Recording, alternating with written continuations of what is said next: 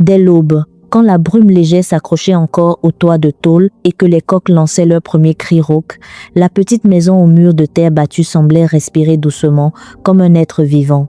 C'était là que Solange avait grandi, bercée par la chaleur d'un foyer simple mais profondément aimant. Les saisons passaient au rythme des pluies et du soleil, et dans cet univers modeste, chaque geste comptait, chaque regard avait du sens.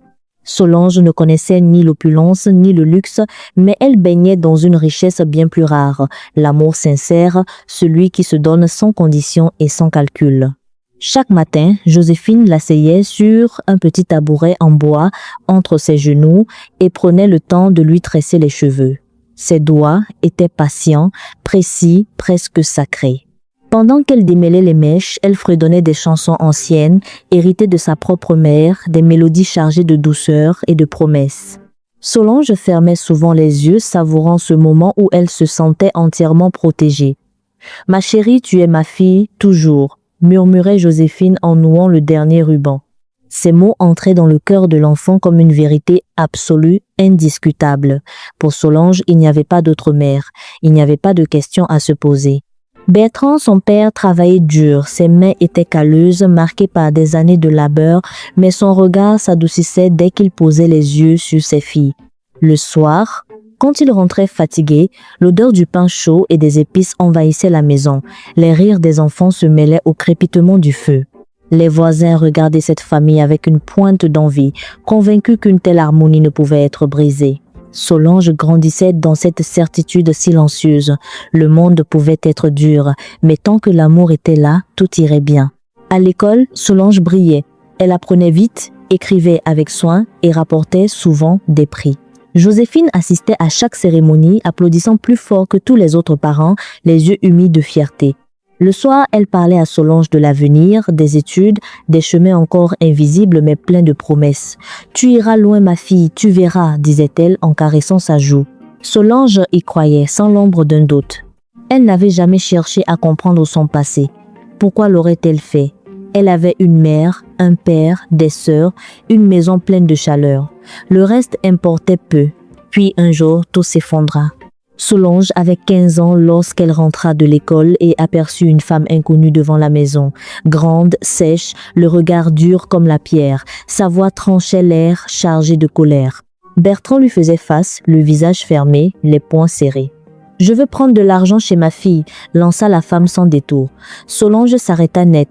Le mot résonna dans sa tête comme un coup de tonnerre. « Ma fille ?» Quand Bertrand répondit, sa voix tremblait de rage contenue. « Madeleine, tu n'as aucun droit de venir ici après toutes ces années. » La femme ricana. « J'ai tous les droits, c'est mon sang. » Le monde de Solange vacilla. Son sac tomba au sol. Le bruit attira les regards. Madeleine la fixa longuement, sans tendresse, sans émotion claire. Joséphine surgit, serra Solange contre elle, tenta de la rassurer. Mais cette nuit-là, la vérité éclata comme une blessure ouverte. Madeleine était sa mère biologique. Elle l'avait abandonnée bébé. Joséphine l'avait élevée comme sa propre fille. Solange pleura, cria, demanda pourquoi. Joséphine répondit simplement « Parce que tu n'avais pas besoin de savoir. Tu es ma fille. » Ces mots la réconfortèrent, mais quelque chose s'était fissuré. Le doute s'était installé. Avec le temps, Solange accepta la vérité. Elle comprit que le sang ne faisait pas une mère. La vraie maternité se mesurait à la présence, au sacrifice, à l'amour donné chaque jour. Joséphine restait celle qui comptait. Les années passèrent, Solange entra à l'université pleine d'espoir. C'est là qu'elle rencontra Julien. Leur amour naquit vite, trop vite peut être. À 10 à 9 ans, elle découvrit qu'elle était enceinte. La peur la submergea. Quand elle l'annonça à sa famille, la réaction de Bertrand fut violente. Il parla de honte, de gâchis. Malgré les supplications de Joséphine, il prit une décision terrible. Solange devait partir vivre chez Madeleine. Ce départ fut un arrachement. Joséphine pleurait en silence en préparant les affaires de Solange. Elle glissa dans son sac toutes ses économies. « Pour toi et le bébé », murmura-t-elle. Solange monta dans le bus le cœur brisé, laissant derrière elle la seule maison qu'elle avait jamais connue. Chez Madeleine, la vie était dure, froide, étouffante. Solange dormait sur une natte, mangeait les restes, subissait l'indifférence et la cruauté.